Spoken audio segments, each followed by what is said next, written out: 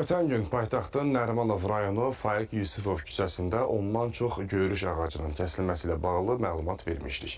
Bugün isə həmin ağacların yerinə yeni tinklər əkilib.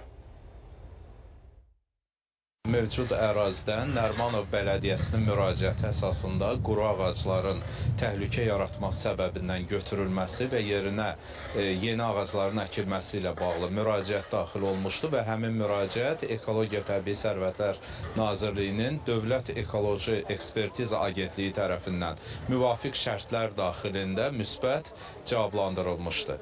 Həmin rəyə əsasən ərazidə insanların, vətəndaşların təhlükəsizliyini təmin etmək üçün quru ağaclar götürülmüş və bugün gördüyünüz kimi yerində Bakı Şəhər İcra Hakimiyyətinin Yaşıllaşma Birliyi tərəfindən yeni ağaclar əkilir. Bu yəni normal bir prosesdir. İstənilən ölkədə, istənilən şəhərdə bu labid bir prosesdir. Çünki bilirik ağaclar canlı aləmə məxsusdur. Onların da bioloji ömrü var.